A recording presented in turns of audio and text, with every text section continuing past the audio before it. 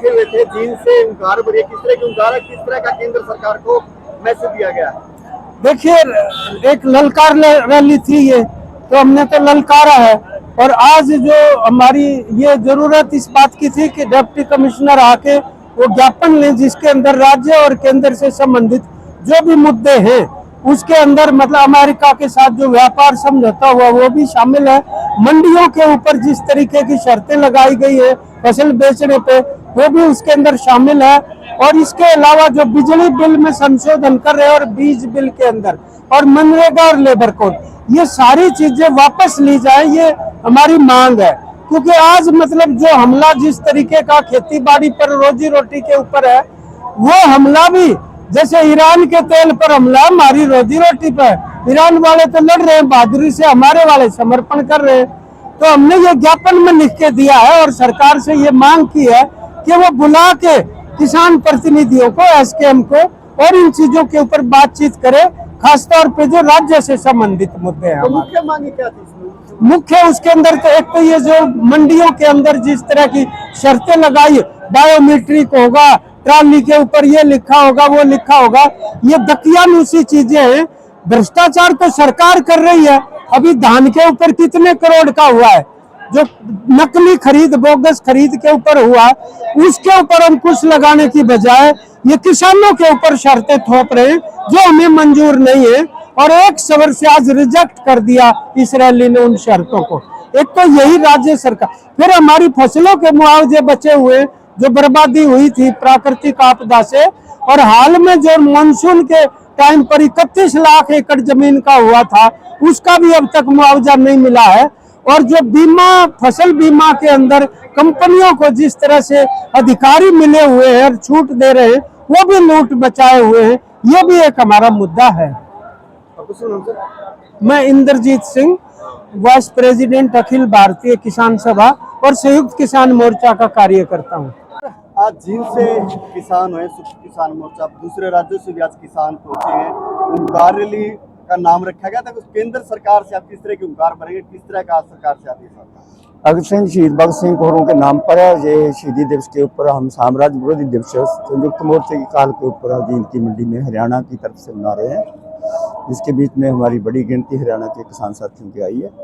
उसके बीच में हम जो साम्राज्य की जो लूट है, जो दिन पर दिन खेती किते को खत्म करता जा रहा है और मजदूरों का रोजगार खोज रहा है, परचून क्षेत्र को तबाह कर रहा है, छोटी इंडस्ट्री को भी तबाह कर रहा है, जो नई नई नीतियाँ लेकर आ रही हैं कारपोरेट पक्ष की, उनका मुनाफा बढ़ाने के लिए सरकार, हम उसकी निंदा करते हैं। अब देखिए कि हरियाणा के अंदर एक नई नीति निकाल कर हरियाणा की सरकार ने जारी की है कि मंडियों के अंदर जो किसान आएंगे वो ट्रैक्टर नंबर दें और जामन दें अपना। क्या ये कंडीशनें हैं जो पैदावार की जो मार्केट में बेचने के लिए आना है? अभी तो कहीं गेहूं पकी ही नहीं है, पकने के लिए ऊपर आकाश खड़ा है, पकड़ने देगा कि नहीं देगा, इतना बड़ा हमें खतरा हमारे ऊपर खड़ा हुआ है। और सरकार फसल आने से पहले कंडीशनें लगा रही है कि आप हमें जामन दो कि गेहूं आपकी ही है और ट्राली आपकी ही है। ये कंडीशनें कौन प्रवान करेगा भाई? आपना, हमारा काम है अनाज पैदा करने का, आपका काम है खरीदने का। हमें लागत खर्चे के मुताबिक उसको मुनाफे वाला धंधा बनाने का आपकी जिम्मेवारी है। आप अपनी जिम्मेवारी से भाग रहे हैं और उल्टा हमारे ऊपर कंडीशनें लगा रहे हैं कि आपकी मार्केट के अंदर आने के लिए 3 आदमी की जामनी चाहिए। गेहूं आपका भी है, आपके खेत से लेकर आए हैं, क्या हम ब्रिटेन से लेकर आएंगे गेहूं? भाई ये जो बातें हो रही हैं, ये कारपोरेट के पक्ष की बातें हैं और हमें खेतों से निकालने की बातें हैं। हमारी खेती खोकर कारपोरेट देने की बात हो रही है, इसलिए हम इसका जोरदार विरोध कर रहे हैं। ललकार रैली का इसका नाम ही ये है कि सरकार जो सोच रही है कि हम किसानों को जमीनें उनके छीन कर कारपोरेट के हवाले करके खेती सारी की सारी उनके हवाले कर देंगे, ये सपना भी ना ले सरकार। ये भूल जाए हमारी ललकार आपके जरिए सरकार को, ये खतरनाक फैसला कर लेंगे तो लेने के देने पड़ जाएंगे आपको। हिंदुस्तान का किसान कहाँ भी पर भी बैठा हुआ है, सबके सब एक है। आपने आज राकेश कैथ को उड़ीसा के अंदर गिरफ्तार कर लिया, वो ऐसा ना जानो कि हमें पता नहीं, हमें भी पता है कि हमारे साथी कहाँ कहाँ गए हुए हैं।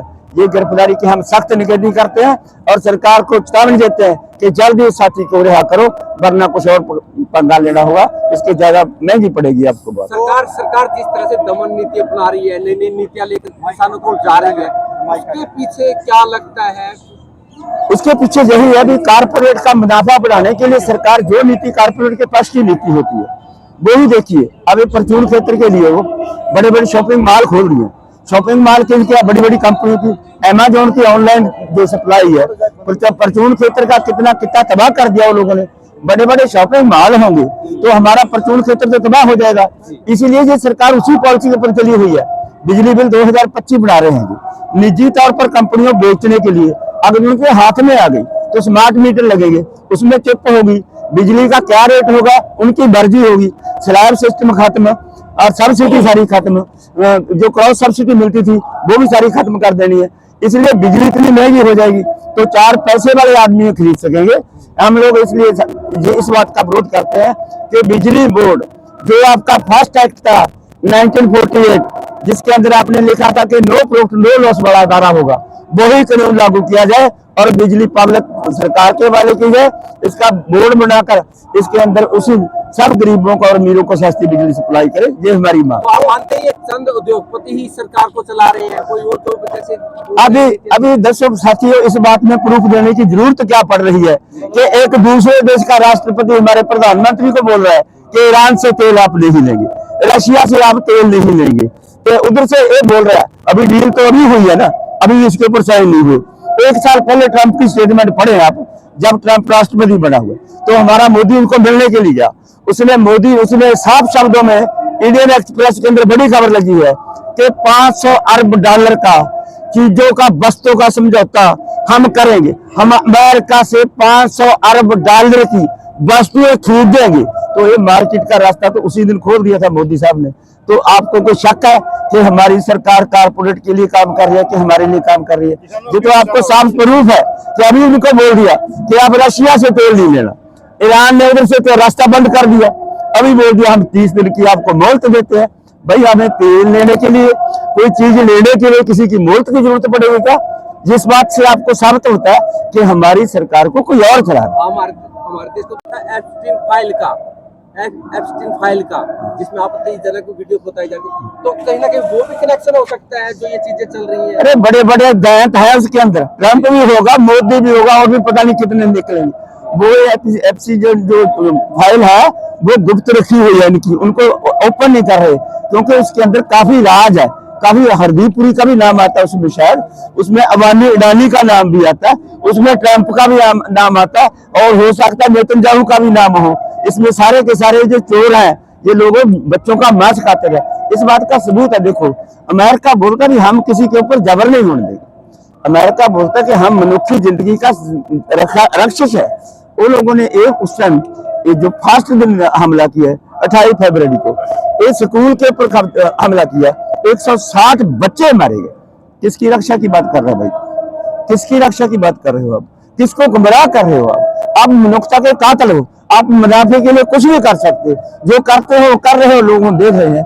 इसलिए ऐसे समय हम आपके जरिए कहना चाहते हैं कि हिंदुस्तान के सारे लोग ईरान के साथ हैं, हम ईरान के साथ खड़े हैं और उसकी लड़ाई जायज है। वो अपनी धरती को बचाने के लिए, अपने खजानों को बचाने के लिए, अपने तेल को बचाने के लिए अमेरिकी साम्राज्य के थल्ले रखते कोई फैसला नहीं करेगा और हम उसका सहयोग करेंगे। प्रधान जी, अब उसमें तेल की जो दिक्कतें आएंगी इससे किसान पर आर्थिक और संकट पड़ेगा। जो स्टेट की नीतियां आ रही है, जो आपने सुनी है ना, मैं पहले बोल गया उसके बाद, ये हमें परवाह नहीं है। इस मार्केट के हमारा काम है फसलों को पकाना। फसल पक गई, अभी देखिए बरसात का मौसम खड़ा हुआ, अभी फसल पकी हुई है, पता नहीं कब क्या हो जाए। इस सारे की जिम्मेवारी है तो स्टेट की। ये सरकार ने कोई जिम्मेवारी ली हुई है? नहीं ना ली हुई। अगर सरकार इसकी कोई जिम्मेवारी ली तो उसने हमारी फसल आने से पहले ये फैसला कैसे ले लिया कि आपकी फसल ये आएगी मार्केट के अंदर तो आप ट्रैक्टर नंबर पहले दो। क्या बात है, हमारा ट्रैक्टर कहाँ पर तूड़ी बना रहा होगा, हम इसका लेकर जाएंगे, उसका लेकर जाएंगे, किसी का ट्रैक्टर लेकर आए। आपकी गेहूं मार्केट में पहुंचाना हमारा काम, खरीदना आपका काम। आपने ये कंडीशन कैसे किससे पूछकर लगाई भाई? किसके फायदे के लिए लगा रहे हैं? आप कहाँ से जामन मांग रहे हैं कि 3 आदमी हमें जामन दे दो? ठीक है, करते हैं, साथी तैयार है। मैं इसको इधर ही किसान मोर्चा के किसान इकट्ठे हुए प्रदेश भर से, दूसरे राज्य से किसान है, किस तरह के आज हुंकार का आपका निर्देश है? मैं निर्देश नहीं कहूँगा, हम किसान हैं, किसान शांतिमय तरीके से अपना जीवन यापन करने वाले लोग हैं हम। लेकिन हमारे भी से जो समय है काम का, धंधे का, फसल कटाई का, सरसों की कटाई चली हुई है, सरसों आज हमारी जो गेहूं की आने वाली फसल है उसको लेकर के जो सरकार के केंद्र सरकार के नियम निर्देश हरियाणा सरकार लागू करने जा रही है। हमारी लड़ाई एमएसपी की है कि हम किसान को एमएसपी फसल खरीद पर गारंटी का कानून बनाया जाए। और जो हम 13 महीने किसानी आंदोलन में वहां से जब आंदोलन स्थगित करके आए, उस समय हमारी कोई आश्वासन दिया गया, हमारे हाथ में चिट्ठी है केंद्र सरकार की कि आपकी एमएसपी फसल खरीद गारंटी का कानून बनाया जाएगा। और आपको पराली का मुद्दा था, उसके बाद बिजली बिल विधेयक था, जो हमारे केस वापसी की बात थी, तमाम मुद्दे थे। लेकिन केंद्र सरकार उन तमाम मुद्दों से पीछे हट चुकी है, मुकर चुकी है। और आज हमारे यहाँ जो जींद के अंदर एक ललकार रैली के नाम से हुंकार भरने का केंद्र के सरकार के विरोध में, हरियाणा सरकार के विरोध में, जो पूरे 23 जिले से किसान आए हैं, वो संयुक्त किसान मोर्चा के बैनर नीचे रैली आज रखी गई। और आप देख रहे हैं हजारों की संख्या में हमारा हरियाणा का किसान आज यहाँ आया है। मैं पहले भी बता चुका कि ये काम धंधे का समय छोड़ने का, किसान के पास कोई चाव नहीं है हमें यहाँ आने का, लेकिन किसान की मजबूरी है। किसान की जो विदेशी ट्रेड डील की गई है, उसमें देश के प्रधानमंत्री जो 56 इंची सीना का अपने आप को कहता है, उसने किसान की डेथ पर सर्टिफिकेट पर साइन कर दिए हैं। उनको हो सकता है उनकी कोई मजबूरियां हो, उनकी किस तरह की पिक्चर उनके पास है, उन सब तमाम मुद्दों का हमारे पास जवाब नहीं है। लेकिन फिर भी हमारे उन तमाम मुद्दों के साथ साथ हरियाणा के इन किसानों को तिलांजलि दी जा रही है। किसान के जो भाव एमएसपी से पीछे हटने का सरकार काम कर रही है।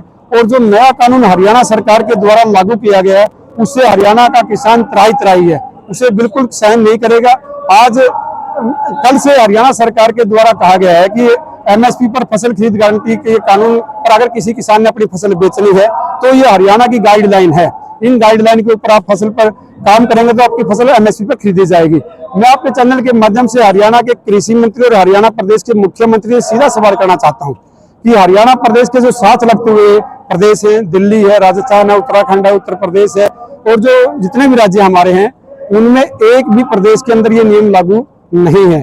और इससे पहले जो मेरी फसल मेरा ब्यौरा का जो नियम पोर्टल में सरकार के द्वारा लागू किया गया और उसने किसान ने अपना भी लिया, उसमें मेरी जमीन का, पूरे हरियाणा के किसान की जमीन का एक्सरे हो चुका है। उस एक्सरे में कितने कनाल, कितने मरले, कितने एकड़ जमीन किसान की है, उसका पूर्ण ब्यौरा हम दे चुके हैं। और वो पहले से मंडी में लगातार जारी हो रही है। उसके बाद क्या आपत्ति आ गई कि किसान को ये बायोमेट्रिक मीटर पर अंगूठा लगाना होगा, ट्रैक्टर ट्रैली पर नंबर चलाना होगा, और सुबह 6 से रात्रि 8 बजे तक के किसान बेच पाएगा। हरियाणा का जो एटमोस्फियर है, वो फसल की जो जब आती है हमारी गेहूं, उस समय किसान को अपने कोई रिश्तेदारी में मकान कहने जाने का भी समय नहीं है। अपनी ट्रैक्टर ट्राली जब कंबाइन लगती है तो दिन रात कुछ नहीं देखता, एक मनुष्य से 2-2, 3-3 मनुष्य बना के काम करने का समय होता है। हमने अगर किसी की रात को समय कंबाइन मिलती है तो उस समय हम अपने पड़ोसी की बगैर पूछे भी ट्राली ले जाकर के अपनी मंडी में फसल डालने का काम करते हैं। और अगर हम इस तरह से, में जो सरकार की गाइडलाइन जारी की गई है उसका कागज हमारे हाथ में है, उसमें लिखा गया है कि ट्रैक्टर का ट्राली का एक नंबर मैच किया जाएगा।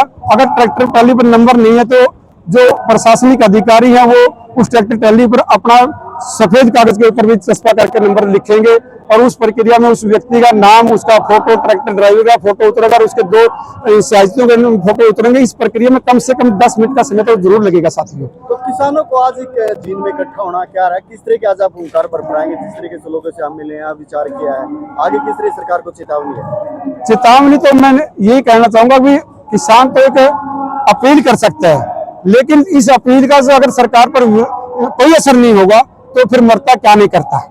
फिर उसके बाद पूरे हरियाणा का किसान आया होगा, वो फिर सरकार अपनी व्यवस्थाएं देखे। ये जो मंडी है ये किसान का कल्याण है। किसान खेत खलिहान में अपना काम करने के लिए आएगा। जिस तरह से आज हमें यहाँ आने के बाद पता चला कि बहुत सारी जो परचेज सेंटर है कच्चे में नहीं खरीदेंगे, सैटेलाइट नहीं है वहाँ, वो नहीं है, सीसीटीवी कैमराज वगैरह नहीं है।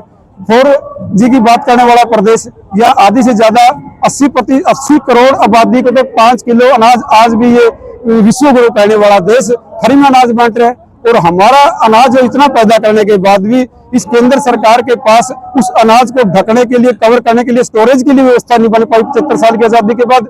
और आज हमारे इस अनाज को वर्षा भीज रही है। आज सरसों आपकी मंडी में खड़े हैं, बारिश हो रही है, सरसों भीग रही है, कोई व्यवस्था नहीं। इनके पास एक तरपाल नहीं है, 2 रुपए का तरपाल। ये आज की हमारी जो ट्रेड डील है विदेश से रद्द की जाए। जो दूध का खुला व्यापार वहां से किया गया वो बंद किया जाए।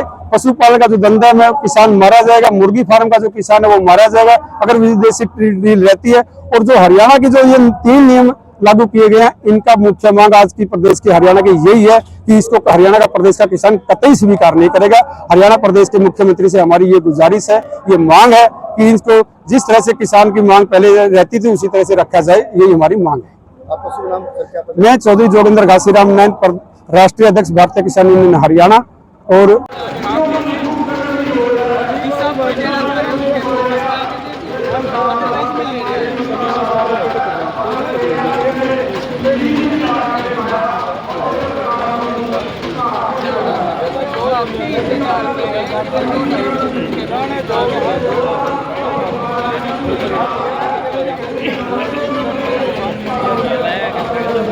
चक्करबंदी की जा रही है, इसका केवल और केवल एक मात्र रास्ता है, वो है समय की नज़ाकत और समझते हुए संयुक्त किसान मोर्चा को मजबूत करने की जरूरत है। साथियों, ये जंग है, खुली जंग है, लुटेरा और कमेरे के बीच की जंग है। इस बात को हमने समझना चाहिए। भारत के अंदर दो भाग है, एक वो भाग गदर मीडिया तो आप देखें और उसमें अच्छी नई नई ताज़ा खबरें सुनने को मिलेगी, देखने को मिलेगी, और हरियाणा में क्या चल रहा है क्या नहीं चल रहा है ये भी आपको पता चलेगा। और चैनल को लाइक करें, सब्सक्राइब करें और शेयर करें। थैंक यू, धन्यवाद।